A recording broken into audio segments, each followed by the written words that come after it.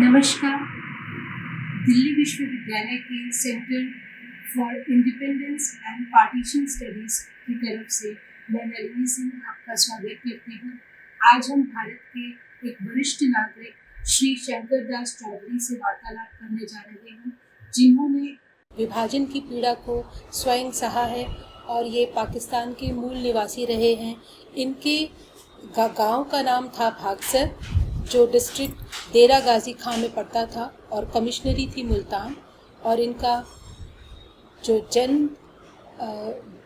जन्म की तिथि है वो 12 अगस्त 1939 है।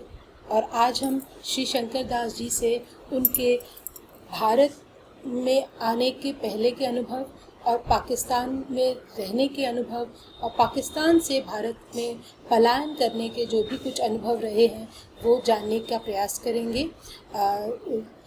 श्री शंकर दास जी, आपका बहुत बहुत स्वागत। और मैं शुरुआत में आपसे यही जानना चाहूँगी कि जब भारत का विभाजन हुआ तो आपके परिवार में किस तरह की भावनाएं रहीं और आप लोगों ने क्या सोचा और भारत में पलायन करने का निर्णय लिया? मैडम, ऐसा है जी, जब ये घोषणा हुई हिंदुस्तान और पाकिस्तान के बंटवारे की, तब उससे 1 साल पहले मेरी मदर की डेथ हुई थी 46 में।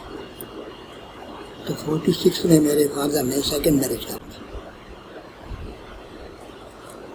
47, हाँ 46 में कर ली थी। तो उस समय हमारा जो पिताजी का कारोबार था, बिजनेस था, ये मियाँ वाली में था, मियाँ वाली में। और ये कपास का काम करते थे। सीजन होता है ना, तो कपास खरीदना और बेचना होल सेल के ऊपर इनका थोक व्यापार था। वहाँ बिजनेस था इनका, 2-3 पार्टनर थे वहाँ के। तो ये बाई चांस झगड़े से पहले, जैसे घर में भाई 4-6 महीना हो गया, चल मिलाओ, तो बाई चांस से मिलने के लिए आए, भाई मिला गए, फिर आऊँगा दोबारा। तो इनके आने के बाद तुरंत पता नहीं लगा उनको भी क्या हुआ, क्या हमें घोषणा हो गई कि आप अपने घर में रहेंगे, हिंदुस्तान और पाकिस्तान का बंटवारा हो चुका है, कभी भी आप भी को पाकिस्तान से जाना पड़ेगा। तो मेरे पिताजी ये समझो कि बिना पैसे के, सारा पैसा वहाँ दुकान पे था, बिल्कुल 1 पैसा भी नहीं था उनके पास से। मिलने के आए थे और हम वहाँ पर रुके, वो जा नहीं सके वापस। हम वहाँ 3 भाई और 1 बहन थी, 4 मम्मी पापा दूसरी शादी उसने कर ली थी। तो हम फिर रुक के कहीं नहीं गए। फिर वो आपको फिर मैं यही बता रहा था कि इस अनाउंसमेंट के बाद हमारे गांव में 3 ब्लॉक थे। एक में चौधरी परिवार रहता था, उसमें 11 परिवार रहते थे एक रो के अंदर से। एक में मुखी परिवार था, जहाँ उनको मुखिया कहते थे हम, उसके अंदर 10-12 परिवार मुखी के थे। और तीसरा परिवार था वो कारड़ा परिवार था, कारड़ा जात के थे, तो वो अलग ग्रुप था दूसरा। तो हम ये तीनों बेटा आपस में प्रेम था, हर एक का, कोई ऐसी बात नहीं है, जैसे कॉमन होता है। हम एक दूसरे से त्यौहार में, खाने में, पीने में, ब्याह शादी में एक दूसरे को इनवाइट करते थे। ये नहीं समझते कि मुखिया या चौधरी या नहीं बुलाए, नहीं, हर एक को जहाँ से जिससे संबंध है वो चलता था। हर एक पूरे गांव के अंदर एकता थी, एक प्रकार की, किसी में ऊंच नीच का फर्क नहीं था। तो चलते चलते जब अनाउंसमेंट हुआ, हम सब घर घुस गए, अपने अपने घरों में बैठ गए सारे, तो बाहर कोई नहीं निकला। तो सरपंच ने कह दिया था भी अपना जो सामान है आप मत ले जाना, क्योंकि हो सकता है सामान की वजह से आपको रास्ते में मार डालें, सामान की वजह से आपका कोई कत्ल कर दे, सामान लूटने की खातिर ही, वैसे नहीं। सिर्फ अगर हाथ में कोई कंगन है, चूड़ी है, कुछ भी हो, किसी बहाने से अगर उन्होंने कुछ दिखाई दिया किसी के पास ये है तो वो आपको मार भी डाल सकते हैं सिर्फ इसी पैसे लालच की वजह से। तो आप मेहरबानी करके कुछ मत ले जाइए, हमारा ये आदेश है। सब ने कह दिया ठीक है। पहले क्या था कि दीवारों में एक गुल्लक बनाते थे, तो गुल्लक में जो कुछ पैसे होते थे गुल्लक में छुपा करके दीवार में ईंट लगा देते थे, उसमें वो एक प्रकार का उनका लॉकर आता था। तो उन्होंने फिर अपना सारा पैसा जो है ना लॉकर में डाल करके बंद कर दिया, बंद पता नहीं लगेगा किसी को। किसी ने दीवारों में बना रखे थे, किसी ने फर्श के नीचे बना रखे थे, कहीं जहाँ भी जैसे जिसका मौका लिखता था लॉकर बना रखे थे हर दिन में पैसे रखने जेवर करने के लिए। तो ये और बताऊँ कभी ज़मीन वालों ने क्या किया, उनके साथ भी बड़ी बुरी हुई। पैसे निकालने लगे तो देख लिया किसी ने, सरपंच ने, भाई इसको मत निकालो, पड़े रहने दो यहाँ पर, पता नहीं शायद तुम्हारा दोबारा आना पड़ जाए, अपनी चीज़ अपना हाथ संभाल लेना, क्या हो क्या पता हो क्या होता है। बेचारे ने सबने किसी ने निकाल लिया, सब का सब बंद करके तैयार हो गए तैयारी। तो एक हफ्ते के बाद जैसे मैंने आपको कहा था कि मिलिट्री आई, ट्रक आए, आपको जी अटारी बॉर्डर पर पहुँचाना है ट्रेन बाई ट्रेन।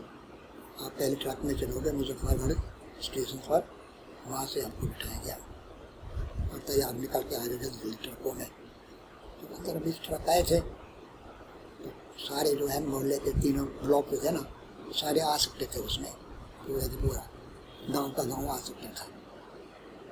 तो इधर हमारे सरपंच ने अलर्ट कर रखा था पहले ही कि जब तक हम ना कहें मत जाना भी।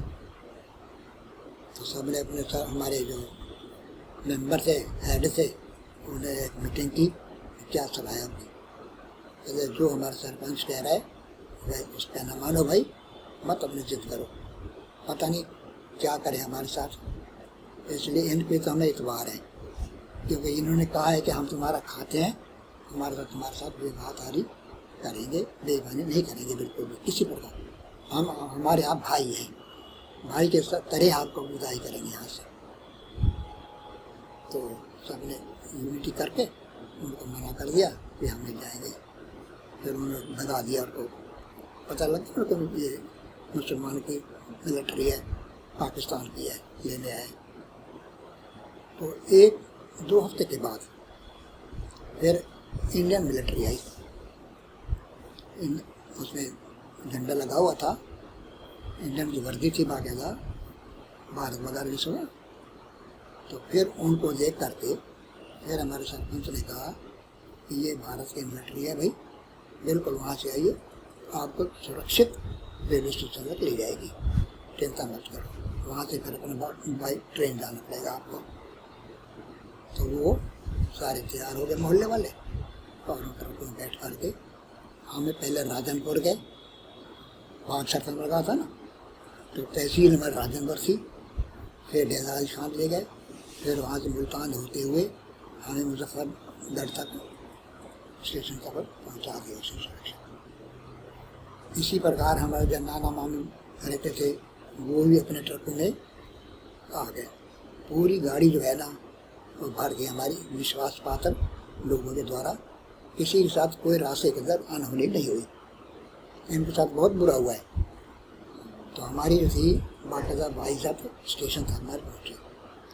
स्टेशन पर पहुँचने के बाद जो हमारी इंडियन मिलिट्री पहरे पे थी, हर एक डब्बे में 2-2 सोल्जर थे खड़े थे, इधर भी इधर भी। नीचे कोई नहीं उतरेगा जब तक हम ना कहें, अंदर बैठो, चाहे पेशाब आए कुछ भी आए, अब अंदर करना है। यहाँ कभी भी कहीं भी कुछ हो सकता है, गाड़ी रोक करके कतलेआम हो सकती है, तो इसलिए आप अंदर रहना जब तक हम ना कहें। ठीक है जी। फिर एक स्टेशन के बाद गाड़ी रुकी, भाई अपना पानी वानी पीना तो किसी ने पी लो अपना यहाँ का। तो हमारे मिलिट्री वालों ने कह दिया है कि कोई पानी पीने के लिए नहीं उतरेगा। हो सकता है कि इनके कुओं में जहर मिला हुआ हो सकता है इसको कुछ और गड़बड़ कर रखे हो पानी के अंदर, तो आप पानी यहाँ का मत पीना बिल्कुल भी, चाहे प्यासे मर जाओ मगर पानी मत पीना। तो कोई भी नीचे नहीं उतरा, पानी भरने के लिए नहीं उतरा। केवल हर एक के पास थोड़े से चने थे भुने हुए, वो खा करके जो वहाँ से पानी लाए थे, बजाय एक गिलास के 2 घूंट पानी पीते थे, बाकी रख देते। इमरजेंसी थी, पता नहीं क्या आगे पड़ गया। इस हिसाब से हम चनों के और पानी के ऊपर गुजारा करते हुए 7 दिन जो है वहाँ से अटारी का काम आए। 2-3 जगह रोका उन्होंने, मगर मिलिट्री हमारी बहुत सतर्क थी, उन्होंने हमें किसी प्रकार का खतरे नहीं डाला। हमें पूरा ईमानदारी से हमारी रक्षा की है हर एक, और कोई भी अनहोनी नहीं हुई हमारे साथ। जब हम वहाँ पहुँचे स्टेशन पर, तो हमें पता लगा कि तुम्हारा मामा मामी जो थे, नाना नानी, वो उमर रोड से आ रहे थे, तो उनको रास्ते में मुसलमानों ने मारा है और उनका सब कुछ लूट लिया है। ठीक है, क्या कर सकते हैं बताओ। ये बाद में पता लगा जब हम हिंदुस्तान में आए ना, तो हमारी जो बुआ थी एक, बच के कैसे आई वो, और उनको मैंने कहानी बताई थी, वो अपने के बेटे को लेकर के मुसलमान के घर को भाग गई। तो उस मुसलमानी ने उसके ऊपर दया करके कि ये हिंदू औरत है, बच्चा छोटा है इसका, 3-4 साल का बच्चा है, ये तो बेचारे बहुत मर जाएगी। उसे अंदर जाकर अपने कपड़े निकाले और इसको पहना दिए, लड़के मुसलमान ने कपड़े पहना दिए और कह दिया कि तुम यहाँ पर चुप करके बैठी रहे, कुछ मत बोलना किसी से, तुम्हें बोली समझ करके कुछ समझ करके बोलना। मेरे घर वाले भी बेशक आएगा तो मैं उसको समझा दूँगी, तो आप बिल्कुल भी।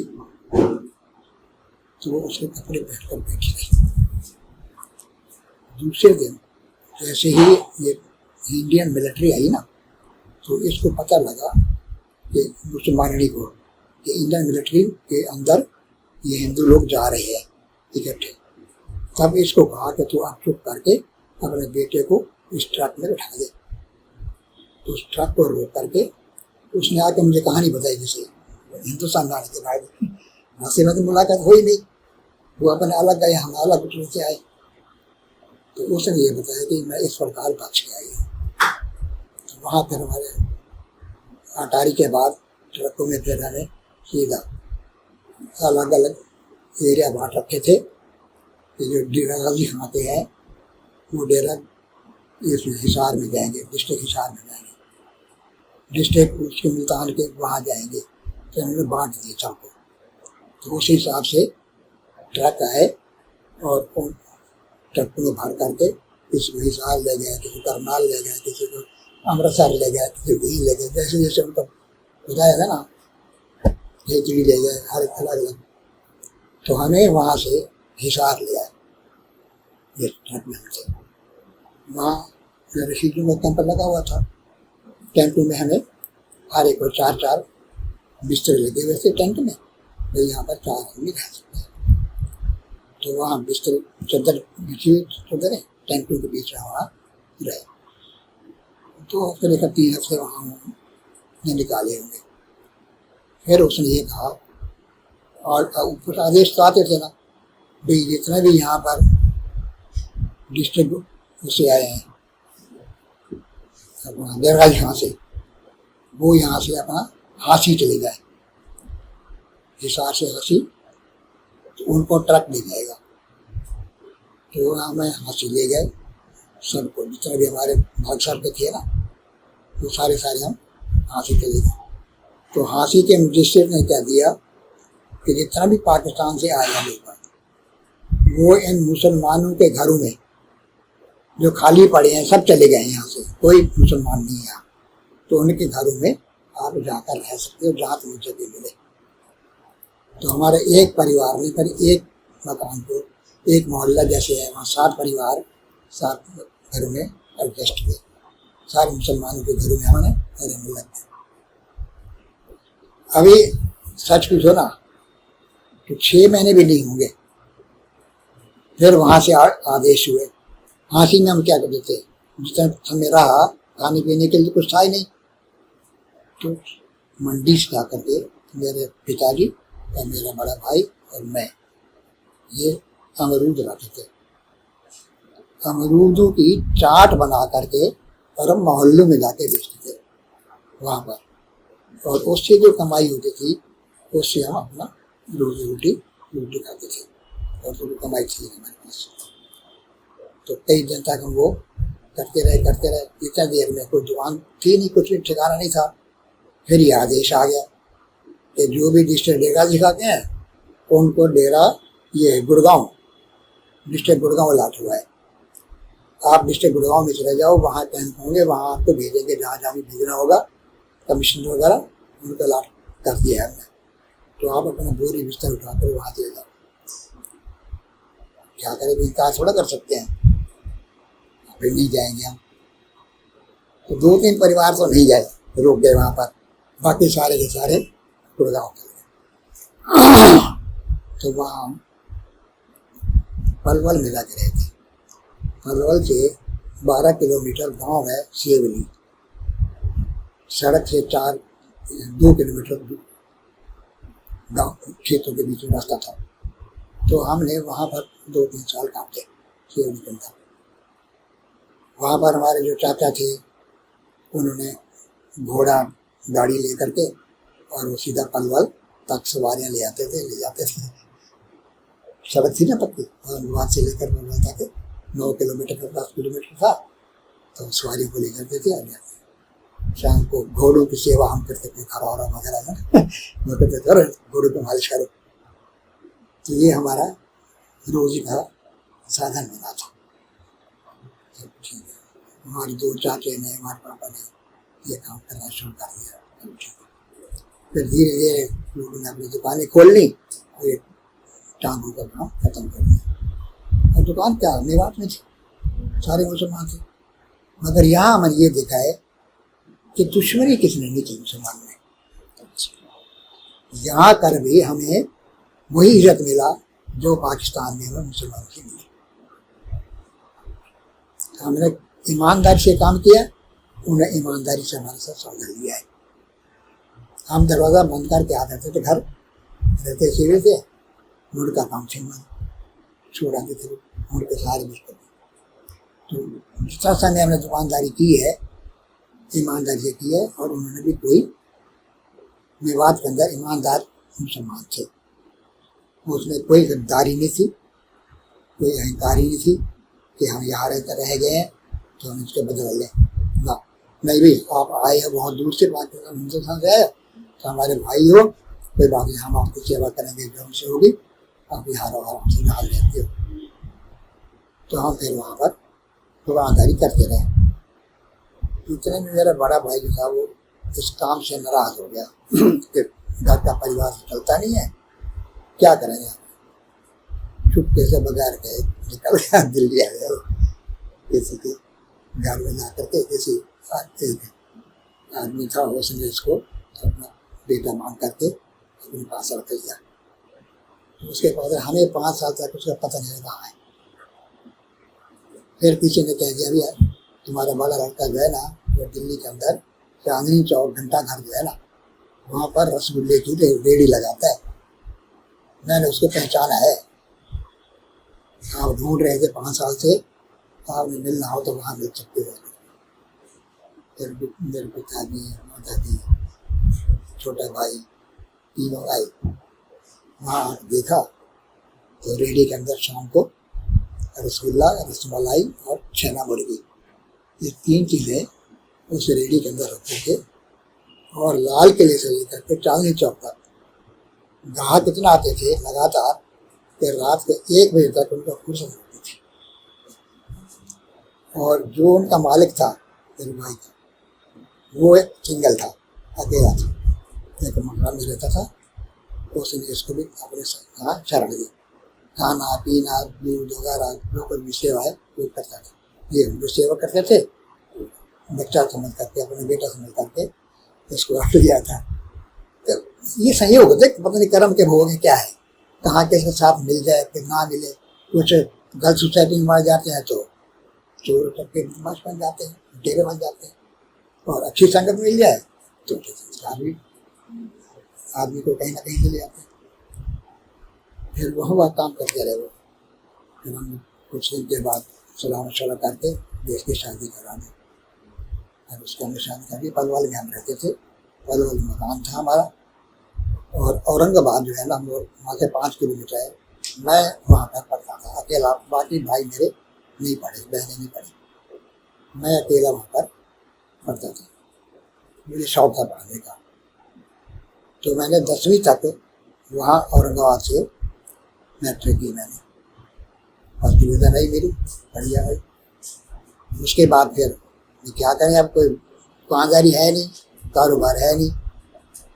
फिर मैंने पढ़ाई कर लिया JBT करने के लिए, जूनियर बेसिक टीचर थे, उसके लिए मैंने पढ़ाई कर लिया जालंधर।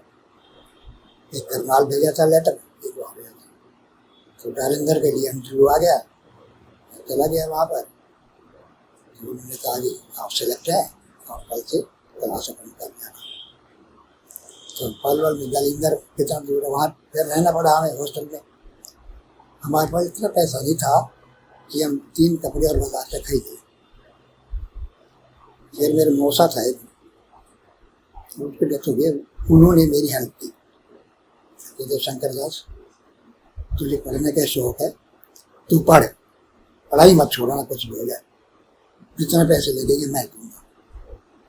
फिर मेरी पढ़ाई का खर्चा उन्होंने दिया कि जितना फीस है कुछ भी आप अपने माँ बाप मत भरोसा रखो, तेरे लिए मैं खर्च करूँगा। तो उन्होंने मेरी हेल्प की। मैंने वहाँ से JBT 1 साल कोर्स किया। जैसे JBT 56 में मैंने मैट्रिक की, 1956 में, 1957 में JBT मैंने की। JBT करते मेरे पास गुड़गांव से एम्प्लॉयमेंट एक्सचेंज से लेटर आ गया कि आप पास हो गए हो, हमें पता है, आप टीचिंग जॉब के लिए आप इंटरव्यू के लिए आ जाओ। खुशी की बात है, मुझे रिजल्ट भी आने में दे रहा है और लेटर आ गया इंटरव्यू का। ठीक है, बड़ी हमने चला गया, इंटरव्यू दिया, ठीक है, ये बहुत बढ़िया, अच्छे नंबर है, आपके बेसिक में भी अच्छे नंबर है, फर्स्ट डिवीजन है, मैट्रिक में भी अच्छे डिवीजन है, तो यू आर सिलेक्टेड। आप ऐसा करो, कल अपॉइंटमेंट लेटर दे देना, मेडिकल करा करके। तो उन्होंने मुझे 1 हफ्ते के बीच में अपॉइंटमेंट लेटर भी दे दिया साथ में। तो मैंने 1957 से लेकर 57, 58, 59 और जुलाई 60 तक मैंने हरियाणा में तहसील पलवल, तहसील नूह और उस नौ कहीं जहाँ पर मेवात के अंदर झगड़े हुए थे, नूह के अंदर पहाड़ से जो पत्थरबाजी और गोलियाँ चली थी, तो उस नूह तहसील के अंदर मैंने 2 साल काम किया। 2 साल तहसील पलवल में किया, 2 साल वहाँ किया मैंने। तो उसके बाद फिर दिल्ली में टेस्ट हुए। मेरा बड़ा भाई जो था चचेरा भाई, उसने बगैर मुझे बताए, वो वकील रहता था, मैं पलवल रहता था, तो उसने दिल्ली में इम्तिहान दे दिया, वो JBT पास था, वो सिलेक्ट हो गया। तो फिर उसने सिलेक्ट होने के बाद मुझे बताया कि शंकर दास, मैं तो यार यहाँ से छोड़ रहा हूँ, मैं दिल्ली सेलेक्ट हो गया, मैं तो वहाँ जा रहा हूँ। तो मुझे बता देते यार, तेरे बराबर मेरी भी एजुकेशन है, इतना नॉलेज तो मुझे भी है, तेरे बराबर मैंने नंबर लिए हैं, तो मुझे बता देता, मैं भी टेस्ट दे देता साथ में, अगले साल दे देना। फिर नेक्स्ट ईयर मैंने फिर 60 में फिर मैंने वहाँ टेस्ट दिया, और टेस्ट देने के बाद सेलेक्ट हो गया। क्वालिफिकेशन भी थी, फिजिकल भी फिट थे, हम सब किसी पर कमी तो थी नहीं, यंग थे हम। तो सिलेक्शन के बाद मेरी छोटी सिस्टर जो थी ना, वो शकूर बस्ती में ऑलरेडी अभी मैं JBT करना था, उसके पीछे से शादी भी कर दी। शादी क्या की, ये हमारे डीजे जी थे, वो सेकंड मैरिज की, उन्होंने पहली डेथ हो गई उनकी मैरिज। ये ठेकेदार थे, रेलवे स्टेशन है ना पाकिस्तान में, सिंधे में उनके पास स्टेशन था, तो स्टेशन के बदले में यहाँ पर इनको स्कूल बस्ती का स्टेशन अलॉट हुआ कि आप ये will be contractor of this, आपको कंट्रैक्ट हम इसका स्टेशन देते हैं। तो वो कंट्रैक्टर के तौर पर वहाँ काम करते थे। एक रेलवे क्वार्टर मिला हुआ था उनको, वहाँ मेरी सिस्टर रहती थी। तो उसने मुझे कहा कि तू अगर दिल्ली के लिए कर रहा है भाई तो हमारे घर का एड्रेस दे दे। मैंने उनका घर एड्रेस दे दिया, कोई था तो नहीं मंगवा और ऐसी थी नहीं कोई भी, तो उनका एड्रेस दिया। तो उसके बाद इंटरव्यू दिया, तो देने के बाद लेटर फिर उनके घर ही पहुंचा। फिर विजय ने लेटर भेजा मेरे पास कि भाई आप सिलेक्ट हो गए हो, आप आ जाओ जल्दी ज्वाइन करें नौकरी। तो 1 अगस्त को मैंने 1960 में स्कूल बसी गांव के अंदर ही प्राइमरी स्कूल था, उसी मैंने ज्वाइन कर दिया। स्कूल बस्ती में अपार्टमेंट थी मेरी, दुए भी लगी थी, उसी स्कूल में थे। मेरे साथ कम से कम 50 की लिस्ट निकली थी, 50 की 4 तक। तो उसमें फिर मैंने ज्वाइन कर लिया। तो 60 से लेकर के और समझ लो कि 20 साल मैंने कारपोरेशन की प्राइमरी स्कूल में काम किया, 20 ईयर्स अप टू 80। उसमें उस साल के अंदर जो है ना, मैं मैट्रिक था, मैं जो नौकरी ली थी। फिर मैंने प्रभाकर किया, नौकरी भी करता रहा, साथ में स्टडी भी करता रहा, क्योंकि घर में हमारे कोई हालत ठीक नहीं, कोई फाइनेंशियल हमारी तरह गंदी थी कि ना तुम्हारे भाई बहन पढ़ सके ना कोई पढ़ सका। फिर मैं अपने बलबूते के ऊपर नौकरी भी करता रहा और साथ में पढ़ता भी रहा। तो पहले प्रभाकर किया, फिर इंटर मैंने किया उसने इंग्लिश ओनली। इंटर के बाद BA मैंने किया इंग्लिश, BA पॉलिटिकल साइंस किया। 3 सब्जेक्ट होते हैं, हिंदी इंग्लिश और 3 सब्जेक्ट पूरे करने के बाद ग्रेजुएशन की मेरी लेटर आ गई, डिग्री मिल गई मुझे। उसके बाद भी मैंने कहा, फिर भी मुझे तसल्ली हुई। मैं कहा अब इससे काम तो बनेगा। मैं हाई स्कूल जाना चाहता था, सीनियर सेकेंडरी स्कूल में, तो उसके लिए BEd ज़रूरी है, कैसे करेगी।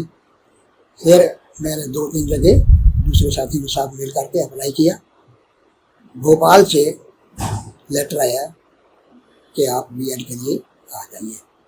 वो भी किसी के थ्रू जो है ना, एजेंट होते हैं ना, उनके थ्रू गए थे वहाँ पर, प्राइवेट होते हैं ना इंस्टीट्यूशन, उन्होंने हमें बुलाया वहाँ पर। तो वहाँ पर मैंने 1 साल हाफ पे के ऊपर छुट्टियाँ ली, कुछ विदाउट पे छुट्टियाँ ली, और वहाँ से BEd मैंने किया। BEd करने के बाद सन 80 के अंदर मेरी as a TDT trained graduate teacher के तौर पर सीनियर सेकेंडरी स्कूल में मेरी प्रमोशन हो गई। तो तब से 80 से लेकर के 2099 तक एज ए TDT में लैंग्वेज मातृभाषा हिंदी है ना, यह इस सब्जेक्ट दिया था मैंने, प्रभाकर किया था हिंदी का। उस बेस पर मैंने एज ए लैंग्वेज टीचर भी था ना, वो अप्लाई किया था, उसमें मेरी बैटमेंट हो गई। तो मैंने एज ए TDT रिटायरमेंट 99 में 2099 में की है। उसके बाद ये तो रही मेरी एजुकेशनल जर्नी। इसके बाद हम गांव के सेवरी में रहते थे ना, वहाँ पर गुजारा नहीं था कुछ भी, ना दुकानदारी थी, ना कुछ व्यापार था, ना कुछ जमीन थी, ना कुछ था। तो हम क्या करते थे, जंगल में जा करके किसानों के खेती में लावणी करते थे। लावणी जानते आप? फसल कटाई। अच्छा। जैसे गेहूं का फसल है, तो लोग कटाई के टाइम होते हैं ना, तो हम उनके खेतों में जा करके काट करके उनकी पूलियाँ बनाते थे, रोल करके ढेरिया बना दी, 20 ढेरी बना दी। 20 ढेरी में से आज तो लो भी 1 ढेरी तुम्हारी कमाई की है, एक तुम ले जाओ। अच्छा। या 10 में 1 मिलती थी, या जैसे भी है। तो हम क्या करते थे, बेईमानी से अपने ढेरी को जरा बड़ा बनाते थे और निशाने लगा देते थे कि जब ये कहेगा ना हम एक ले लो ढेरी, तो हम उसी को उठा देते तो काफ़ी टाइम तक हमने ये लावणियाँ करके और रोजगार की, घर में जाके गेहूँ निकाल दी, चढ़ना पिसाना सब कुछ कारोबार भी था, बिल्कुल बेरोजगार थे। पर फिर भी हम तीनों भाई जो थे लगे रहते थे काम, कभी गाँव खेतों में जाकर के पढ़ाई करना, या जंगल में जा कर के हमारे यहाँ, और समझते होंगे शायद, जाल का पेड़ होते थे, उस पर पीलू लगते थे। नहीं समझा होगा कभी समय। तो छोटे छोटे अंगूर होते ना जिस छोटा, तो अंगूर छोटे की तरह पीलू लगते थे पेड़ पर। वो जब पक जाते थे तो बड़े मीठे बिल्कुल अंगूर के तरह लगते थे। तो हम वो तोड़ करके लाते थे और वो बेचते थे गाँव में। वो बहुत स्वादिष्ट होते थे। एक वो कभी कमाई कर लेते थे, तो वहाँ से कर लिया, तो वहाँ से कर लिया, जैसे तैसे करके हमारे पिताजी का कारोबार कोई नहीं चला, बिल्कुल भी। आखिरकार हमारे जीजा जी ने जो है ना लास्ट में जाकर के ठेकेदार से ना, इनकी कैंटीन थी, कैंटीन चलती ट्रेन की, तो कैंटीन पर इनको बुला लिया, अभी तो आप पापा जी आ जाओ, तो खाना धक्के खा रहे हो। तो वो फिर उनके कैंटीन पे ही काम करने लग गए, छोड़ दिया उन्होंने। फिर कुछ मेरी तनख्वाह है, कुछ बच्चों को कमाना शुरू कर दिया। छोटा एक भाई नौकरी करता है, बाकी कुछ नहीं। आपने किसी दर्जी का काम किया है, किसी ने कुछ किया। बहनें भी ऐसे आने पड़ रही थी खास। एक बहन पढ़ी JBT की, वो टीचर रिटायरमेंट हुई है उसकी, और एक मैं पढ़ा। फिर उसके बाद में छोटे भाई को एक को शौक चढ़ा पढ़ने का, तो उसने भी हायर सेकेंडरी की, बस उसने भी ज़्यादा नहीं पढ़ाई की, छोड़ दी उसने। तो एजुकेटेड हमारा परिवार नहीं था, कोई ना बहन है न भाई। ठीक है, जैसे जैसे अपने वहाँ पलवल में रह गए, मैं दिल्ली में आ गया था, मेरी जॉब यहाँ लग गई थी। फिर मैंने एक छोटा सा प्लाट ले लिया यहाँ पर, आप इतवार नहीं करेंगे, 1 रुपए का 1 गज जमीन मिलती थी, और हमारी तनख्वाह क्या थी, 110 रुपये पर मंथ। 110 रुपये में मैं पहले पापा के पास बेचता था 50 रुपये, 50 अपने पास मकान का किराया देना, रोटी खाना, अपनी पढ़ाई का काम करना, ये सारा उसमें से मैं गुजारा करता। दूध है, पानी है, जो कि उसी से 50 से गुजारा करता। ये हमने जिंदगी देखी, बहुत क्रिटिकल थी। ठीक है, निकल गया टाइम, निकल गया अच्छी तरह से समय। जैसे महंगाई बढ़ती गई, तनख्वाह बढ़ती गई, तो जब मेरी शादी हुई 330 रुपये था, 65 में मेरी शादी हुई थी। तो उसके बाद ऐसे तैसे करके हमने मकान बना लिया अपना छोटा सा, 50 गज जमीन लेकर के, उस पर थोड़ा सा लोन लेकर के कमर रसोई बना लिया था, कच्ची छत लेंटर। मैं तो सिर्फ बंद किराए से गई, ठीक है, तो किराए की बजाय हमने वो ठंडी बना ली। तो सन 60 से लेकर 70 तक हमने उसी मकान में रहे।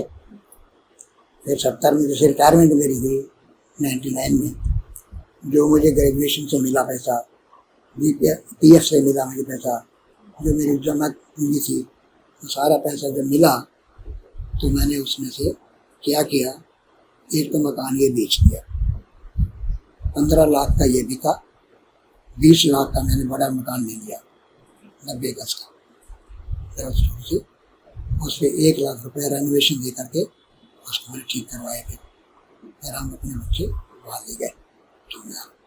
शादी मेरी हो गई थी, छोटा मकान नहीं, बेटे की भी शादी हो गई थी। मेरा बेटा जो है ना is lecturer government senior school, MA English है वो। तो वाइफ जो है उसकी कॉर्पोरेशन स्कूल में टीचर है, B.Ed है वो भी, तो कॉमर्स से किया था उन्होंने B.Ed। अभी प्राइमरी लगी हुई है, तो इस बात में काफ़ी तनख्वाह ली, 1 लाख रुपये तनख्वाह है उनकी। क्या तनख्वाह आप बताइए क्या होती है। हम अपने पेंशन गुजारा करते हैं, पेंशन पे जो बचता है वो चेक ले लो न ले लो। 19 में मेरी वाइफ की डेथ हो गई थी, पैरालाइज हो गए थे उनको, काफ़ी देर हॉस्पिटल रही, 2 साल उसने काफ़ी सेवा करवाई, बेड पर रही। फिर बेटे ने कहा कि भी नहीं आ रहे, बाद में नहीं जाना चाहते हैं, तो क्यों, क्या बात है, कंजस्टेड हो गया, अभी क्या है, हमारा जल घुटता है, ना गाड़ी ठहराने की जगह है ना कुछ है। देखो बेटा, मम्मी तुम्हारी यहाँ रहेगी, मैं अकेला यहाँ पड़ा रहूँगा, जिद करके कोई फैसले मेरी लाइफ जो है वो नरक में हो जाएगी। तुम आज्ञाकारी मेरे बेटे हो, बच्चे हो, जहाँ तुम कहोगे मैं वहीं चल पड़ूंगा, तुम बेचो उसे। तो उसको बेच के, और मैंने इनकार नहीं किया और उनके नाम मैंने कर दिया भी तुम अपने नाम के मकान ले लो। तो नहीं कि ये पैसा हमसे पूछेंगे कहाँ से आई था, 1 करोड़ रुपये कहाँ से आया, तो आपका नाम ऐसे लिख देंगे। तो ये त्रिवेणी में मकान लिया है ना, ये बहू रानी के साथ मेरे नाम अटैच कर दिया। नहीं भी कम से कम जो होने चाहिए पूछेंगे सर, तो ये हमारे पापा दे दिए पैसे। तो इसलिए हम वहाँ पर बड़े शौक से, इतना स्वर्ग बना हुआ हमारा ये रेजिडेंस है, खुली हवा, खुला पार्क, सवेरे शाम 2-2 घंटे हम, मैं अकेला जो हूँ, इन भाई के साथ ही साथ में है, अपने जगदीश जी भी साथ में होते हैं। तो सवेरे 2 घंटे जो है ना 6 से 8 बजे तक वहाँ करते हैं शाखाकार लोग। फिर 1 घंटा चक्कर लगाता हूँ मैं अकेला, ये आ जाते हैं घर पर, इनको घर पे काम होते हैं, मैं फिर आधा घंटा और करके मैं लगाता हूँ पार्क की। मैं 8 बजे घर पहुँचता हूँ, 8 से 8 बजे। मैं तुमको कह रखा है, देखो ये समझो जब मैं सैर करके आता हूँ ना, ये मत समझो कि मेरी सैर बेकार है। आप मुझे 50 ग्राम घी जो खा होते हो ना, वो 50 ग्राम घी में वहाँ भी खाता हूँ, 10 नहीं बजा।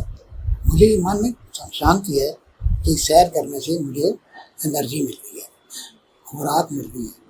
मेरी जो अब इस टाइम एज जो है ना, एज के हिसाब से कोई मानता ही नहीं है कि आप कितना एज है, आप झूठ बोलते हो।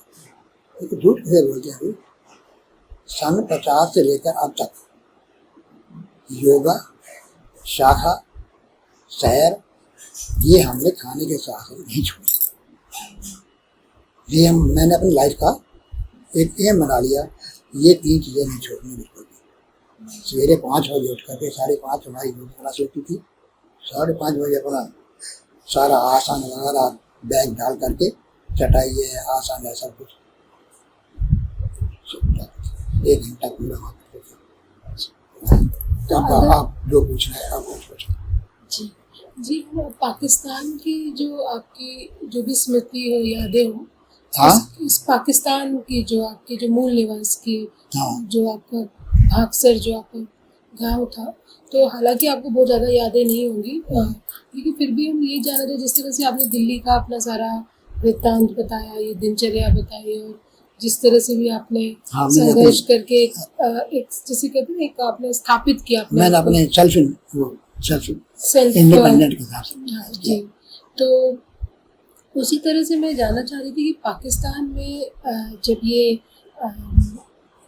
जब आप 4-5 साल के बच्चे रहे होंगे, तो तब तो आज़ादी हमें नहीं मिली थी ब्रिटिश सरकार से, लेकिन जब ये ऐसा माहौल बन रहा था कि हमें ब्रिटिश सरकार आज़ाद करने वाली है, तब आप लोगों के बच्चे के तौर पे आपके घर में क्या माहौल था कि हम लोग खुश थे कि आज़ाद होने वाले हैं? और साथ ही मैं जानना चाहती हूँ कि क्या ऐसा अंदेशा था कि आज़ाद होने के साथ साथ भारत विभाजित हो जाएगा? 47 से पहले जी, बिल्कुल किसी को कुछ पता नहीं था कि पाकिस्तान हिंदुस्तान बनेगा, यहाँ के हिंदू वहाँ जाएंगे, वहाँ के मुसलमान यहाँ आएंगे, किसी को कुछ पता नहीं, जानकारी नहीं थी। ये तो जब पार्टीशन ये पाकिस्तान का हुआ है ना, जिन्ना और ये आपको शायद टीवी में देखा होगा, जिन्ना और महात्मा गांधी ये बैठे थे, तो क्या अंग्रेजों ने क्या कहा, बंटवारा कर रहे थे। पार्टीशन किसने किया? अंग्रेजों ने किया है। मुसलमानों को खुश करने के लिए इनको अलग रखें, तो उसने ये बंटवारा किया कि पश्चिमी पाकिस्तान और पूर्वी पाकिस्तान में मोमेडन ज़्यादा है, तो कुछ पाकिस्तान के पश्चिमी पाकिस्तान में और कुछ पूर्वी पाकिस्तान में रहेंगे। तो अब जो बांग्लादेश है ना, ये पहले आपको पता होना चाहिए पूर्वी पाकिस्तान था, ये आज़ादी के टाइम पर पूरी बात। ये तो इंदिरा ने जा करके उसको जीत करके और मालिक शाह ने मिल करके और इसको इंडिपेंडेंट कराया, और वहाँ का जो मुजीब रहमान था उसको प्रेसिडेंट बनाया और उसको अधिकार दे दिया कि आज से पाकिस्तान से कोई संबंध नहीं, अपने तेरे बांग्लादेश है। तो ये हमारी जान छूटी, नहीं तो दोनों तरफ से हमारे ऊपर दुश्मन बैठे हुए थे। फिर दूसरी बात, जब ये कहा गया अंग्रेज़ों ने और सब मिनिस्ट्री जो बैठी हुई थी कि सारे हिंदू जो पाकिस्तान में रह रहे हैं वो इंडिया में आ जाएंगे और यहाँ के मुसलमान जो हैं वो सारे के सारे पाकिस्तान चले जाएंगे। ये ट्रांजेक्शन में फैसला किया था अंग्रेजों। पर यहाँ मैं क्या कहूँ, तारीफ करूँ या ना करूँ, महात्मा गांधी ने और नेहरू ने खड़े होकर ये कहा कि हमारा इंडिया जो है वो हिंदू राज्य नहीं होगा, सेकुलर स्टेट बनेगा। अगर कोई मुसलमान नहीं जाना चाहते तो उनको ज़बरदस्ती मत भेजो। ये इन दोनों ने जब सलाह की तो यहाँ आपको पता है कितने मुसलमान यहाँ रहेंगे, जो नहीं है। सिर्फ एक बार पाकिस्तान से कटी हुई लाशों की एक गाड़ी हिंदुओं की अटारी बॉर्डर में आई थी, जिसको आप लोग को शायद जानकारी हो या ना हो, आपने वल्लभ भाई पटेल ने देखा, उनको बताया ये देखो जी पाकिस्तान से गाड़ी लाश से कटी हुई पूरी भरी हुई है। ठीक है जी, देख लिया उसने सब, जाओ करो इनको संस्कार और जैसे करना है, आ गया ठीक है कर लीजिए। तीसरे दिन इसने मिलिट्री को कह दिया कि जितना भी मुसलमान तुम्हें दिखे उनको काट काट कर दो मैल सवारें जो है ना, गाड़ियाँ जो है ना, ये भर करके पास कर देते। अब हिस्ट्री पड़ी होगी इसकी। फिर इसके कहने पर, पटेल के कहने पर, 2 डेड बॉडीज की गाड़ियाँ जब पाकिस्तान में गई, तब उसने जब गिनने में देखा कि ये तो बहुत बुरा हाल हो रहा है, एक के बजाय में 2 लाशें 2 आ रहे गाड़ियाँ भर के, तब उसने नरसंहार बंद करवाया वहाँ पर, वरना सारे मारते हुए आ रहे थे, कटते हुए आ रहे थे वहाँ से। तो ये पटेल ने ये करके सबक सिखाया कि देखो अगर तुम ये कर सकते हैं तो हम भी कर सकते हैं। ये समझे कि हम मार सकते हैं हिंदुओं को, हम भी मुसलमानों को मार सकते हैं। ये तो हमारे महात्मा गांधी ने कह दिया कि भाई जो रहना चाहते रहे, मगर ये तो नहीं कहा कि भाई यहाँ तुम रह करके हमारे बाप दादा बन के रहो। ये इंडिया है तो ये भारतीयों का देश है, ठीक है। अगर इन्होंने कह दिया सेकुलर स्टेट बनेगा तो रहेगा, हम आपकी इज्जत करते हैं, रहो, मगर बाइज्जत रहो, एज ए भारतीय, एज ए इंडियन रहो कि हम पहले भारतवासी हैं, पाकिस्तानी नहीं, हम भारतवासी हैं। और अब भी नारा लगा रहे हैं कि अपने आप को इंडियन कहो, मुसलमान मत हो। कोई भी जाति है, सिख है, ईसाई है, अपने बौद्ध हैं, जो भी हैं, सबको ये कहा कि आप अपने को हिंदू, मुसलमान, सिख, ईसाई वगैरह मत कहो, अपने आप को भारतवासी कहो कि वो यार इंडियंस। जब तुम्हारी ये है कि इंडियंस के बारे में, तो हिंदुस्तान के बारे में तुम्हारा प्यार बढ़ेगा। अगर तुमने ये भावना बना ली कि हम इंडियंस हैं, तो विदेशों में जाकर ये तुम कह सकते हो कि वो यार इंडियंस। नो कास्ट, कोई कास्ट नहीं, कास्ट बाद में, हम यहाँ आए हैं तो एज ए इंडियन आए हैं, एज ए क्रिश्चियन बन के नहीं आए, एज ए बौद्ध बन के नहीं आए यहाँ पर, हम इंडियन बन के आए। तो ये नारा उसने लगाया था पटेल ने। आप भी यही कह रहे हैं, मोदी भी यही करता फिर रहा है जगह जगह, वो यार इंडियन फर्स्ट, हमारा नेशन पहले है, नेशन होगा तो हम होंगे। हमारी मंदिर मस्जिद तब बनेंगे जब हमारा देश सुरक्षित रहेगा। देश सुरक्षित नहीं है तो ये सब कुछ टूट बोल देते हैं। जो भी आतंकवादी है वो सबसे पहले मंदिर मस्जिद को तोड़ते हैं। तो इसलिए तुम्हारे मंदिर मस्जिद भी सुरक्षित रहेंगे और तुम भी सुरक्षित रहोगे। अगर तुम भाईचारा लाना चाहते हो तो you should be very Indian first. अभी जहाँ भी जाते हैं पहले राष्ट्र पहले। मैं राष्ट्र के लिए लड़ रहा हूँ और किसी व्यक्तिगत, किसी पार्टी के लिए नहीं लड़ रहा। ये बीजेपी या मेरे लिए सब बराबर है, पहले मेरे लिए राष्ट्र। 140 जो भारतीय है वो मेरा परिवार है। देखो कहने के ढंगे होते हैं, एक दुश्मन किस प्रकार को तोड़ते हैं टांग में। हम अगर विश्व हमारे पास और पहुँच आ जाते तो ये सारे मोदी परिवार जेल में होता था। खड़गे के बयान देख थोड़े है ना, हमने खड़गे का बयान नहीं बना, ये स्टेटमेंट उनकी मान में कैसे जलन है, कैसे जलते हैं समझ नहीं आता। और ये उनको प्यार से समझाता है, भाई नहीं, प्यार से रहो, भाईचार से रहो, ठीक है। जैसे चल रही है गाड़ी चल रही है, कितना दिन कोई करेगा, राजकुमार काम नहीं करेगा। अब मैं आपसे यही निवेदन करूँगा कि ये जो आप बीती मैंने बताई है, ये अपना अनुभव बताया। अगर आप ये 1-2 महीने पहले मैसेज देते तो शायद मैं अपने बुजुर्गों के साथ मिल करके और डिटेल ले आता। जो मुझे पता नहीं है, हमें बताओ कि वहाँ से कैसे निकले, क्या कठिनाइयाँ आई, तो वो हमें ज़्यादा डिटेल बताते। अगर आप 2-3 दिन पहले होता ना, तो मैं अपने जो हमारे बुजुर्ग जो बैठे हैं उनके पास जा करके मैं ये चीज़ें डिटेल मांगता, और फिर हो सकता है कि आपको और ज़्यादा। ये आप ही जो जानकारी दे रहे हैं वो भी काफ़ी हमारे लिए हाँ, अहम है। ये मेरे अपना तजर्बा है, तो मुझे याद है। छोटे बच्चे तो हम क्या थे, 8 साल का बच्चा को ज़्यादा वो नहीं होता, सिंसियर नहीं होता, उसको तो खाने की चाहिए बस, खेलना खाना। लेकिन फिर भी मैं जानना चाहती हूँ कि आपने वहाँ पे स्कूली व्यवस्था कोई प्रारंभ की थी जब आप पाकिस्तान में थे? हाँ, दूसरी बार खाता मैं। दूसरी तक आपने पढ़ा, तो कैसे Second. बिल्डिंग वगैरह थी या ऐसे ही खुले आसमान में? नहीं, बिल्डिंग थी, मकान था, बिल्डिंग थी। और उसमें उर्दू भाषा थी, अलिफ बे दे के बाद। अच्छा, उर्दू भाषा। हाँ, वहाँ उर्दू भाषा पढ़ते हैं हम, वहाँ हिंदी अंग्रेजी नहीं चलती। और आपके पड़ोस में कैसे किस व्यवसाय के लोग रहते थे हमारे यहाँ? हाँ, पड़ोस में। आपको बताया ना, वहाँ सारी जिम्मेदारी थी, जमींदार सब व्यापारी थे या जिम्मेदार थे, बस व्यापारी। दो। गांव में खेती होती होगी? गांव में खेती। और व्यापारी भी व्यापार थे? बाहर मियाँ वाली है, कोई कहीं वाला है, कोई सिंध पार करते थे। सिंध के पार भी हमारी मियाँ वाली थी ना, वो सिंध पार थी। सिंध में बैठ कर हमारी गांव जो था बक्सर, ये सिंध के एक किनारे पर था, दुकान वाले दूसरे इलाके थी, तो वहाँ से काफ़ी लंबा सफ़र करके जाना पड़ता था। अच्छा, तो आपके साथ जो महिलाएं, बच्चे और दिव्यांगजन थे जो अक्षम थे चल पाने में या जिस भी तरह से, जैसा हमारे साथ, अगर ऐसा कोई आपकी यादों में हो, कोई और जो कोई फैमिली निकली देखो हो हमारे जिसके साथ? मेरे यहाँ भागसर में रहते थे ना, यहाँ पर तो कोई ऐसी घटना घटी नहीं।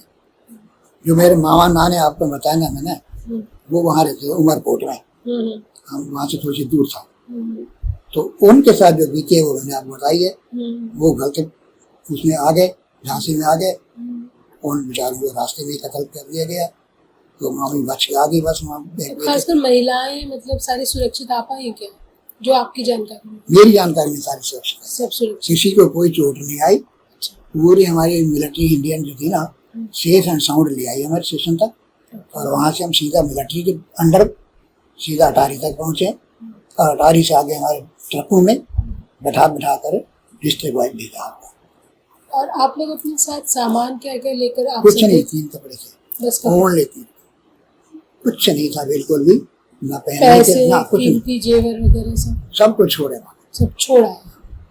हमारा पिताजी का व्यवहार था मियाँ वाली का था, वहाँ 1 पैसा भी नहीं लाए, कैश लेस थे, वो खाली बिल, तो सारा पैसा हमारा वहाँ लगा होता बिजनेस में। तो ऐसे भी कुछ लोग थे जो जिन्होंने वहीं रहना का चुनाव किया? अब नहीं, वो जो हमारे पार्टनर थे ना हमारे पिताजी के, वो बाई चांस अमृतसर में शायद मिल गए,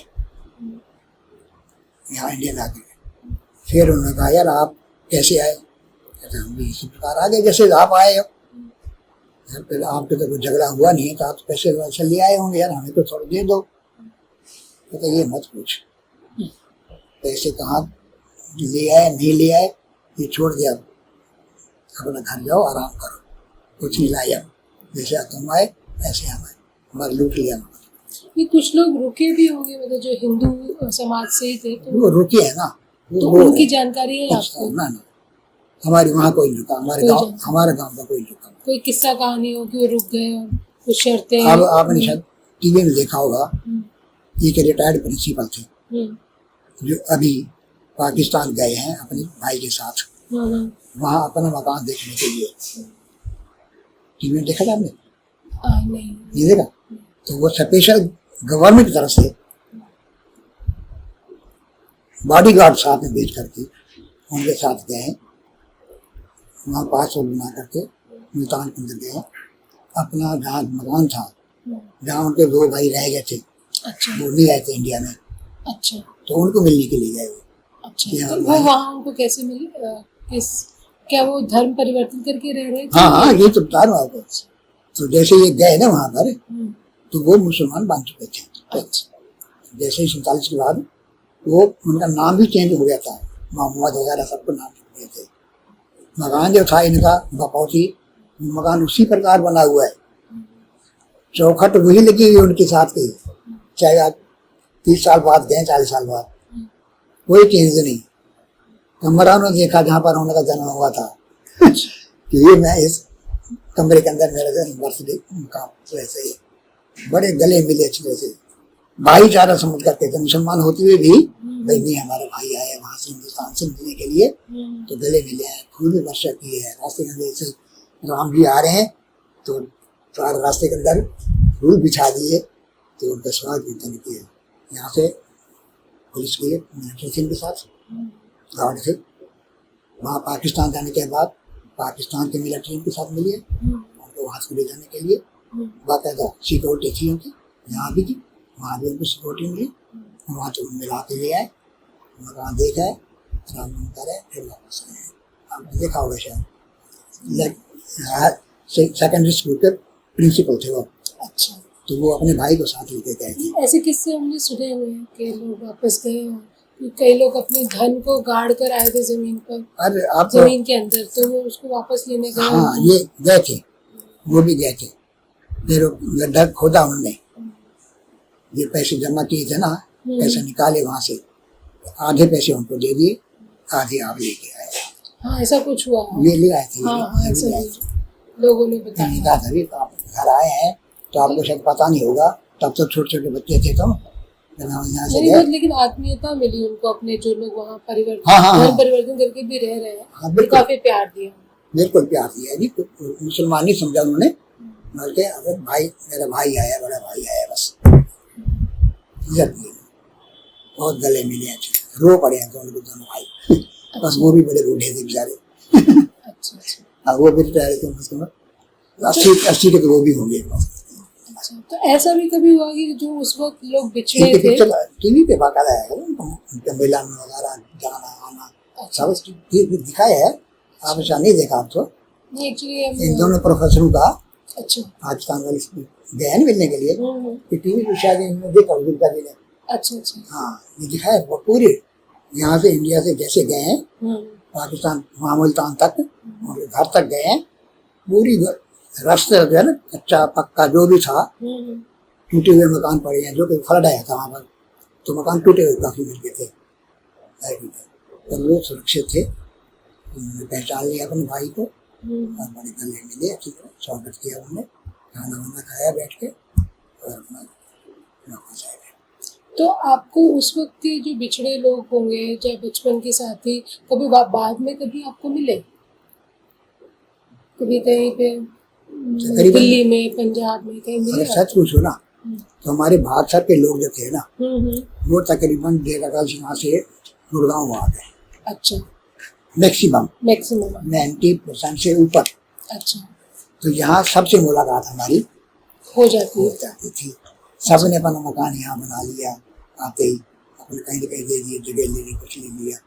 जैसे कि कुछ मुसलमानों के मकान में घुस गए, इनको नहीं मुसलमानों के घर मिला, उन्होंने जमीन खरीद ले करके वो मुलाकात होती रही, बाकायदा आखिर तक भी। और उन्होंने कारोबार दुकान किया, कपड़ों की दुकान बहुत शानदार चली उनकी, टेलरिंग की दुकान चली वहाँ गुड़गांव के अंदर, टॉप क्लास के वो टेलर से टॉप क्लास की दुकानें कपड़ों की, तो काफी काम उनका था। जितना भी हमारे पास अपने भागसर से आए ना, वो सारे उमरकोट और भागसर दोनों से जो मुलाकात हमारे उन्होंने परिवार में, वो सारे यहाँ करके गुड़गांव में, पलवल में, हिसार में, यहाँ के पास गए, तो सबसे मुलाकात वो जाती थी। अब मैंने ट्रेनिंग की है गालिंदर से, तो गालिंदर से मैं करके आया, तो पहले सबसे पहले हिसार गया, वहाँ हमारे चाचा के लड़के रहते हैं, तो उनसे मिला तो कैसे रह रहे अभी, ठीक बहुत अच्छा रह रहे हैं हम। तो कुछ हिसार में रहे, कुछ हाँसी में रहे, कुछ गुड़गांव में रहे, तो सबसे फ़ोन पर आना जाना अभी दुख सुख में आते हैं हमारे घर में, हम वहाँ जाते हैं। हिसार हाँसी हमारा आना जाना अब भी लगा हुआ है, ये बात नहीं संबंध जुड़ा हुआ है। अच्छा, और ये जो विभाजन के दौरान जो दंगे भड़के, हाँ। क्या इस तरह के दंगे वहाँ पहले भी हुआ करते थे? आपको किसी ने बताया या आपने खुद कभी ऐसा सुना हो वहाँ पर कि दंगे हो रहे हैं, हिंदू मुसलमान दंगे? हाँ, हमारे निगाह में कोई भी दंगा नहीं हुआ, ना हमने देखा। अच्छा, जो भी वेरीफाई, अच्छा, हम जैसे आपको बताया सेफ एंड साउंड हमें मिलिट्री ले आई, बिना झगड़ों के, बिना किसी झंझट के, बंद कमरे में ला के गाड़ी में बैठा दिया और गाड़ी से चलने दिया। अटारी तक हम सीधा सेफ एंड साउंड आए हैं, हमें पता नहीं क्या हो रहा है क्या नहीं हो रहा। अच्छा, तो जैसा कि आपने हमने बताया नहीं ये काम बता ना कि जो गलती से दूसरी गाड़ी में आए हैं ना, उनका वहाँ गाड़ी रोक करके कचरा आए। जो पीछे रह गए थे उन्होंने रोक करके, ड्राइवरों ने जानबूझ के गाड़ी रोक कर जंगलों में और मुसलमान को लुटवाया, हिंदुओं को लुटवाया, मरवाया, लूटा खूब। अच्छा, तो ये जो आपने बताई जगह जगह पे लोगों ने मदद की, चाहे मुसलमान थे या हिंदू थे, तो ऐसे कुछ समूह भी थे या कोई जैसे संस्थाएं थी जिन्होंने ऐसे प्रयास करने का उसमें कार्य किया हो और आपको मदद मिली हो? यहाँ इंडिया में आकर के नहीं, दोनों ही जगह पे, पाकिस्तान में, भारत में। पाकिस्तान में तो आपको पता है कि 100% हमारी सेवा करते थे मुसलमान, 100%। खेतों में, कटाई में, बिजाई में, ये सारे अपने आप काम करते थे। हम तो उनसे पैसे देते थे, सामान खरीद के देते थे, लेकर यहाँ बीज लेगा, वो ले अपना ये कर लेगा, खाद लेगा, ये लेगा, पैसे देते थे, वो अपने आप खेती। दंगों के दौरान में कोई हमारे नहीं हुआ? हाँ, मैंने एक भी दंगा नहीं देखा, ना हमारे सामने हुआ है रास्ते में।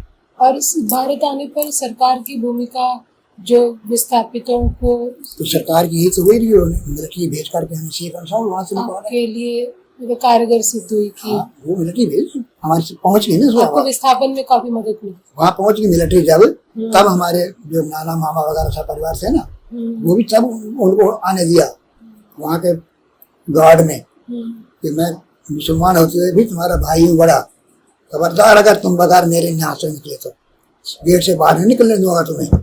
जब तक मैं ना कहूँ, जब तक इंडियन मिलिट्री नहीं आएगी लेने के लिए, मैं तुम्हें नहीं भेजूंगा। अंदर बंद कर दिया उनको, गेट लगा दिए, पूछा बैठा दिया अपने आप में, यहाँ कोई लुटेरा अंदर नहीं घुसेगा।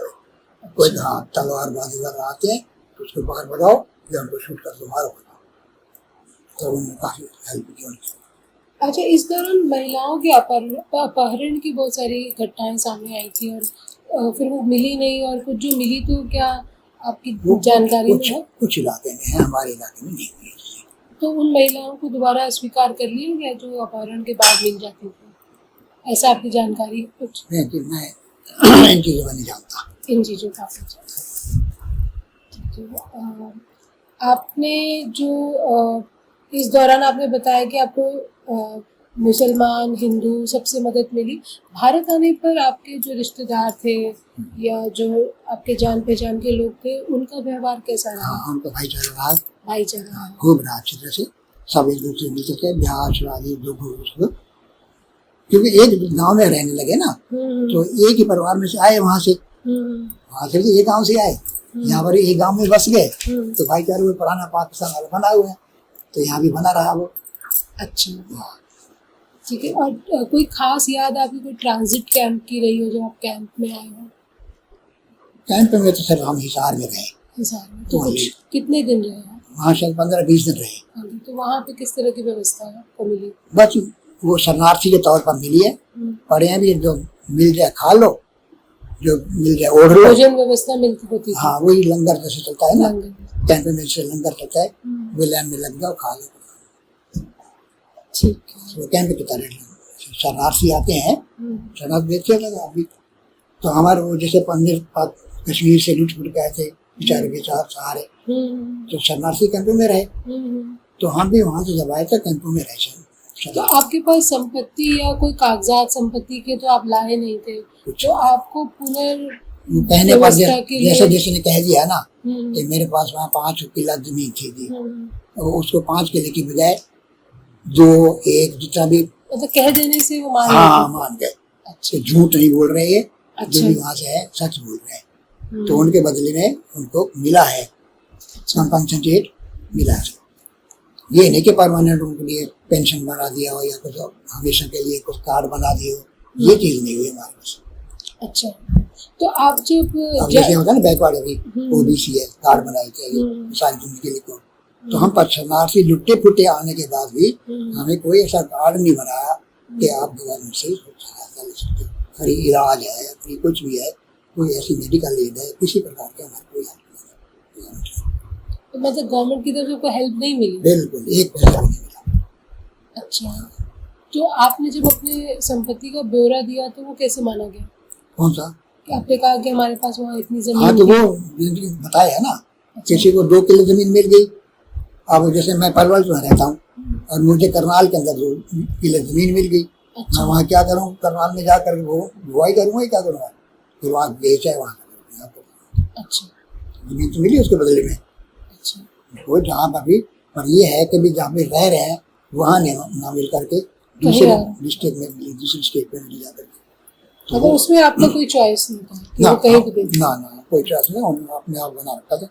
जहाँ जिसको जगह मिल रही है वहाँ अलॉटमेंट करते रहते थे। अच्छा, और जहाँ पे ज़मीनें मिलती थी या आप लोगों को जहाँ रहना पड़ा, तो वहाँ के जो मूल निवासी थे उनसे आपके कैसे? सरपंच के दाद मिलते थे ना, तो ये हमें कार्ड मिला है भाई, ये फलाने 2 किले हमें जमीन मिली है, आप बताओ हमें कहाँ जमीन मिली है, जरा बताओ। तो बाकी जो रिहायशी इलाके में जो लोग थे तो उन लोगों ने आपको अच्छे सहजता से स्वीकार किए? कोई ऐसी भावना नहीं थी कि कौन लोग आ गए बाहर से, इस तरह की भेदभाव की भावना? मैं कह रहा हूँ मुसलमान तक भी नहीं की। अच्छा, तो हिंदू की बात करते हो, मुसलमानों ने भी नहीं किया, उनको पता ही नहीं था हिंदू मुसलमान क्या है। तो आपको हर प्रकार से एक सौहार्दपूर्ण माहौल? हाँ, मुझे सौहार्दपूर्ण। अच्छा, या दुकान की है पापा ने, या हमने पढ़ाई की है किसी स्कूल में की है, कभी हमारे हिंदू मुसलमानों में अंतर नहीं। तो आपको एक विस्थापित या रिफ्यूजी होने की जो एक पीड़ा थी वो उससे गुजरना नहीं पाया यहाँ के लोगों ने? कठिनाई नहीं उठाई। हाँ, ये है कि अगर थोड़ी सी हेल्प गवर्नमेंट तरफ से कार्ड बन जाता, जैसे अब केजरीवाल ने कह दिया फ्री राशन दोगी, फ्री बस यात्रा दोगी, वो हमें कुछ नहीं मिला। वो आपको कुछ नहीं, ना कार्ड बनाया, ना कोई फ्री चीज मिली हमें, कुछ नहीं। पढ़ाई भी हमने उधार लेकर पढ़ाई की है। लेकिन जैसे पहले जब मैं इंटरव्यू कर रही थी तो श्री जुल्का जी ने बोला कि वो यहाँ पे पहले से ही जो थे विस्थापित लोग रह रहे थे, तो कोई सांस्कृतिक परिवर्तन या उनको कोई अपनी तरफ से बदलाव नहीं करना पड़ा। जैसे गांव से शहर में लोग आते हैं तो शहरी लिबास या शहरी चीज़ों को अपनाना ही पड़ता है, नहीं तो अटपटे से दिखते हैं। अगर अपने पारंपरिक तरीके से रहे तो उनको उस तरह के कोई भी एडजस्टमेंट्स या वो बदलाव नहीं करने पड़े। तो आपके साथ क्या रहा? आप अपने ही तरीके से रह पाए अपने? किसी प्रकार की कोई टेंशन नहीं थी, बिल्कुल सौहार्द वातावरण में रहे हम। ये जो रीति रिवाज, जो आपके गाने, लोक नृत्य, वो सब आप फॉलो करते हैं? अपना शादी विवाह में, त्योहारों में अपना, और सारे त्योहार मनाते हैं अभी भी आप? और अपना हम मानते थे, मुसलमानों के साथ कोई ऐसी बात नहीं, कभी टेंशन थी पहले, वहाँ तो पत्थरबाज शुरू रहता है ना, वो पहले नहीं था, बिल्कुल सौहार्द। कुछ तो आपने, लेकिन पाकिस्तान उन्होंने कहा हम जो कपड़े वहाँ पहनते थे अब फिर बदलाव आ गया, पैंट शर्ट पहनने लगे और कुछ चीजों में तो उस तरह का बदलाव तो आपको? वहाँ तो फिर पजामा और कुर्ता था, धोती कुर्ता बांधते थे पहले। तो पहनावे में आप लोग तहमद बांधते थे। तहमद जानते हो? हाँ, धोती टाइप का होता है, सिर्फ वो होता है ना, ये लंगोट बनते हैं ना पीछे, वो नहीं करते थे, सिर्फ ऐसे तौलिया लड़के थे ना, ऐसे कपड़ा होता ना 2 मीटर 3 मीटर, तो उसे तहमद बना करके, तहमद के थे उसको, वो बांधते थे और तो कुल मिला के पारंपरिक तौर तरीके आपको अपने पाकिस्तान वाले कोई दिक्कत नहीं, रिवाज वही चलता रहा, कोई दिक्कत नहीं आई, कोई परेशानी नहीं आई। ये तो फिर स्कूल में पढ़ने लग गए थे, फिर जरा कुछ पेंटे वेंटे चल पड़ा, नहीं तो पहले कोई नहीं बैठता था। तो जब जैसे आपके बच्चे हैं वो तो अब दिल्ली के हिसाब से हाँ, अपना, वो तो बिल्कुल तो आपको मॉडरेट, उसे कोई वो मॉडरेट करने दो, उनको आप पूरी आज़ादी देते हम हैं कुछ अपने नहीं हिसाब से नो टू, रहने की। कुछ नहीं, चाहे तुम कमाई कर रहे हो या नहीं कर रहे हो। बड़ी बेटी है, पोती, she is doing PhD chemistry के अंदर बॉम्बे में, अपना बजाज का यूनिवर्सिटी है उस यूनिवर्सिटी से PhD कर रही है 5 साल की, MSc B.Ed करने के बाद। She was through 95 more than 95% clear, चाहे मैट्रिक में हो, इंटर में हो, BA में हो, बिलो 90 का मतलब ही नहीं है। 95, 96, 98 मार्क्स हैं सब कि हर एक एग्जाम में फ्रॉम वेरी बिगिनिंग टू, और उसको जॉब लग भी थी प्राइवेट हाई स्कूल में, मगर उसने इसको प्रयास किया तो मैं एजुकेशन पूरी करना चाहती हूँ पापा, मैं अभी नौकरी नहीं करना चाहती। हालांकि जितना यहाँ नौकरी मिलती थी वहाँ उसको स्टाइपेंड मिल जाता है, उतना उसको स्टाइपेंड वहाँ मिल जाता है यूनिवर्सिटी में। कमरा दे रखा है बोर्ड हाउस का वहाँ पर, सफेद हालत खुला, चाहे उसका हाउस रेंट कटता है बेशक, खाना पीना उसी कंटीन है उनकी, उस कंटीन में खाते हैं इकट्ठे, प्रोफेसर भी स्टूडेंट्स भी एक कंटीन उनकी। तो वहाँ बड़ा ऐसा कहता फैमिली परिचय मिला हुआ, सब कुछ सब एक दूसरे का रिगार्ड करते हैं। प्रोफेसर में ये नहीं है कि मैं प्रोफेसर हूँ, बच्चे को तुम कभी कल भी तू प्रोफेसर बनेगा बेटा, तो इसलिए कोई चिंता मत करो, हम आपके साथ हैं। तो एक आपका बस व्यक्तिगत एक प्रश्न था आपसे कि आपने अपनी यादों में बहुत सकारात्मक बातें बताई कि हमें आपको हर तरह से मदद मिली, और उसको संघर्ष तो, पलायन कोई एक आसान चीज़ तो होती नहीं है, तो उसका तो एक संघर्ष आपको रहा ही होगा। सेल्फ संघर्ष में ज़्यादा किया जी, हेल्प मुझे काम मिली है। लेकिन आसपास का जो माहौल था, वातावरण था, दंगों सबका का, हाल है, सबका मारकाट का, नहीं, मारकाट तो है नहीं जी, बिल्कुल भी हमने मारकाट देखी नहीं। अच्छा, वहाँ से लेकर यहाँ तक कहीं पर भी हमने मारकाट कहीं देखी नहीं। लेकिन आपने सुनी अपने तो आप को- जरूर होगी, इसे हमने सुनी सब जब लोग। कहते ना मेरे मामा मामी नाना नानी के बाद रास्ते में वो आ रहे थे वहाँ से, जो काफी नजदीक के रिश्तेदारों को आघात पहुंचा, हाँ, तो ये वो, सब, वो मामी बच के आगे बस जैसे जैसे मुसलमान देश में। तो आपको व्यक्तिगत रूप से आपके बहुत ही इमीडिएट फैमिली में असर नहीं हुआ, लेकिन आसपास के रिश्तेदारों पर इसका असर पड़ा, हाँ, लोगों जरूर ने पड़ा जान है। गंवाई, और सब हाँ, सब ने कहा भी आप किस्मत वाली है, बच के आई है, ये तो सारे वहाँ के आदमी मार डाला थे ना।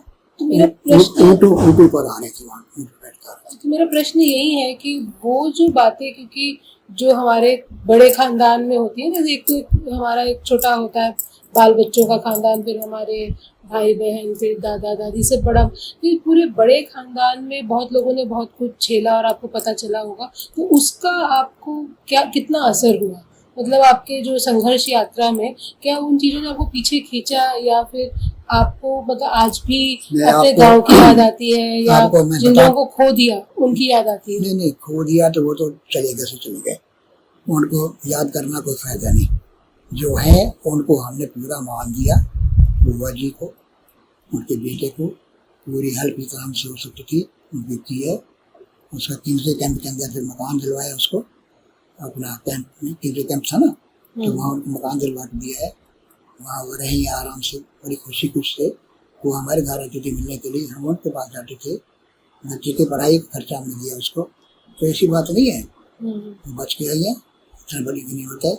ये अपना आप करो, हमारे ऊपर बोझ मत करो, खुद करो अपना, बाकी जो हमसे हेल्प होगी हम करते रहेंगे। आपने सहायता का रास्ता अपनाया। तो कुल मिला के इस वार्तालाप का एक जो निचोड़ है, उसमें आप ही के माध्यम से मैं जानना चाहूँगी कि विभाजन के बारे में, भारत के विभाजन के बारे में आप क्या कहना चाहेंगे? ये होना चाहिए था, नहीं होना चाहिए था? और देखो जी, वो कहते हैं ना, तू बड़ा या मैं बड़ा, मैं ये जमीन लूंगा, मैं ये जमीन लूंगा, मैं ये इसका 1 इंच नहीं दूंगा, लेकिन मैं 1 इंच नहीं दूंगा। तो ये हमारे नेताओं के बीच में जो टक्कर हुई थी ना, ये सबसे बुरी थी, और उसमें खास तौर से हमारे लोग जो हैं अपने एज के जो सारे मिनिस्टर जिन्ना को कसूरवार देते हैं, तो वो जिद्दी था, उसकी जिद की वजह से ये पाकिस्तान बना है, वरना पाकिस्तान बनता ही नहीं। उसने अंग्रेजों को कहा है कि मैं मुसलमानों के लिए अलग देश बनना चाहता हूँ। तो आपकी सोच में अनडिवाइडेड इंडिया जो था वो ज़्यादा बेहतर था इस पार्टीशन? यूनिटी कहते यूनाइटेड था। यहाँ तो कोई दिक्कत नहीं थी, किसी को परेशानी नहीं थी, ना हिंदू मुसलमान को तंग कर रहे थे, ना मुसलमान हिंदू को कर रहे थे, एक दूसरे के साथ भाई भाईचारा था बिल्कुल। कहते ना सारी खेती बाड़ी हमने उनको दे रखी थी, अपनी जमीनें दे रखी थी उनको, ये थोड़ा कि भी रजिस्ट्री करो, फिर तुम मालिक हो, बोवो ना बोवो, करो ना करो, तुम्हें भी फल मिलेगा, हमें भी मिलेगा। तुम मेहनत करोगे तुम्हें भी फायदा होगा, हमें भी फायदा होगा। तो मन से तन से मेहनत करते थे और अपना समझ करके कि ये हमारे बाबूजी की जमीन नहीं है, ये हमारी जमीन है, तो मन लगा काम करते थे। अच्छी फसल होती थी, पूरा मिलता था, उसको मिलता था। तो ये जिम्मेदारी हर एक की थी तकरीबन। पाकिस्तान में जितना भी इंडियन आए हैं ना, मैक्सिमम जिम्मेदार थे, हर एक के पास जमीनें थी, वो इसकी जुताई वगैरह करनी, या बड़े व्यापारी थे। बस दो कैटेगरी थी हमारे पास, और कोई या बड़े बिजनेसमैन थे जो इंटर कंट्री व्यापार करते थे, और या फिर ये खेती बाड़ी किसान, दो प्रकार के लोग थे बस, बाकी कोई नहीं था। तो दोनों का गुजारा अपने हिसाब से चल रहा था, वो भी अपना कमाई कर रहे थे, ये भी अपनी कमाई कर रहे हिसाब से। ठीक है, इस वार्तालाप के लिए मैं बहुत बहुत आभारी हूँ। हमारी बात कुछ अच्छी नहीं, बहुत अच्छी आपने जो खट्टे मीठे अनुभव बनाए और बताए, और उसमें जो एक सकारात्मक पहलू भी बताया, वो भी हमें बहुत अच्छा लगा। मेरे परिवार का कुछ भी है, मगर मेरी लाइफ जो है ना वो संघर्ष में गुजरी है, मैं सच बताऊं बिल्कुल। नहीं तो मैं भी इलिटरेट रहता। ये हमारा टोली राम जी था, दूसरे मोहल्ले में जो मुख्य परिवार था ना, वहाँ का जो मुखिया था, उसने अपने भांजे को एडमिट करने के लिए ले गया मेरे चाचा के लड़के को। तो जब वो उनको ले जा रहा था ना दाखिल करने के लिए, तो मैं रोने लग गया। मैंने कहा अंकल जी इनको ले जा रहे हो तो मुझे भी अपना भांजा समझो, मैं पढ़ाना चाहता हूँ, मुझे भी दाखिल करा उनके साथ साथ। तो उसने सोचा ही नहीं। मेरे पिताजी से कहा अरे बेटा इसको पढ़ने का शौक क्यों नहीं भेज देता हूँ, 5वीं ऐसा रह जाएगा। तो 6ठी क्लास में जा करके हाई स्कूल के अंदर उसने अपने भांजे को भी और मुझे भी वहाँ दाखिल कराया। हाई स्कूल में 4 किलोमीटर हमारे गांव से दूर था, पैदल आना पैदल जाना वाला। वहाँ से 1.5 किलोमीटर कच्चा था सेवली से औरंगाबाद, वहाँ से फिर औरंगाबाद जो था ना वो 3 किलोमीटर पक्की सड़क थी। तो हम सड़क आते थे, खेती में से निकलते पहले, फिर 4 किलोमीटर आना 4 किलोमीटर जाना। गर्मियों में हम घर नहीं जाते थे, वहाँ स्कूल के पेड़ के नीचे बैठ करके अपने होमवर्क करते थे। और घर में एक लैंप था, 3-4 बच्चे उसके चारों तरफ से बैठ जाते थे। पेड़ मिट्टी का था होता ना, वो लैंप होते थे, तो उस पर पढ़ाई करते थे। लाइटें थोड़ी थी, बिजली थोड़ी थी, उसी लाइट पढ़ते थे। या अगर वो चले जाए तो मोमबत्ती जला लेते, उसमें करते थे। हमने मतलब कि गरीबी बहुत झेली है, टू बी वेरी शुरू से लेकर अभी तक। मैं शादी तक जो है ना मैं संघर्ष में ही रहा, पढ़ाई में, लिखाई में, घर गृहस्थी। जैसे हमारे मुझे दुख होता है और सोच होता है कई दफ़ा अपने माँ बाप पर, समझ लो कि 4 बच्चे जब पाकिस्तान से लेके आए थे, मेरे ख्याल में ईश्वर की दया से बहुत अच्छे कर लिए। इंडिया में आकर के उसने 6 बच्चे और भी दिए, सेकंड मैरिज से, 3 लड़के 3 लड़कियां। हमारे समझी साधु वगैरह उसके थे ना, सब डांटते थे, फिर तो लाइन लगा रहे बच्चों की, मतलब कारोबार तो देख तेरे पास है क्या, खाने के लिए तो रोटी नहीं है, तो आए दिन बच्चे पैदा कर लेते हैं। बहुत डांटा उनको, तब जाके पता नहीं कब 6 के बाद उनको जब कौन समझाया इसे आदमी को। जो भी 2-3 बहनें थी उनकी, सब ने समझाया कि नहीं हमारे 2 हैं, हम 2 हैं। उनके 2-2 3 बच्चे थे, इन्हें 4 होने के बाद भी 6 और बने। तो उसी वजह से हमारी जो है गरीबी बढ़ती गई, घर में गुजारा नहीं होता, ना कारोबार था, ना कोई दुकान थी, ना कोई बच्चे पढ़ सके। सिर्फ हमारे परिवार, मैं अपनी को बताता हूँ।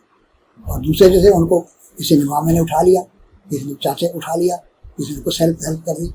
हमें ना मामे ने कुछ हेल्प की है, ना किसी चाचे ने हेल्प की है, ना किसी, अपने सेल्फ डिपेंडेंट हम रहे। सिर्फ मौसा ने मुझे 200 रुपये दिए थे जब मैं JBT करने गया था कि जा बेटा जो दाखिला दे और पढ़ ले। बहुत बहुत धन्यवाद अपनी यादें हमारे साथ साझा करने के लिए। बहुत बहुत धन्यवाद आपका भी, आपने हमारी बात ध्यान से सुनी। आज के हमारे भारत के वरिष्ठ नागरिक श्री शंकर दास चौधरी जी को धन्यवाद करते हुए मैं दिल्ली विश्वविद्यालय के honourable vice chancellor professor Yogesh Singh ji, director south campus और centre for independence and partition studies के चेयरमैन प्रोफेसर श्री प्रकाश सिंह जी और centre for independence and partition study के डायरेक्टर प्रोफेसर रविंद्र कुमार जी और centre for independence and partition study के joint director professor Jyoti Trehan Sharma ji और camera person के तौर पर हमारी सहायता करते हुए गुरदीप जी का बहुत बहुत धन्यवाद करती हूँ, जिन्होंने हमें इस वार्तालाप का मौका दिया। धन्यवाद।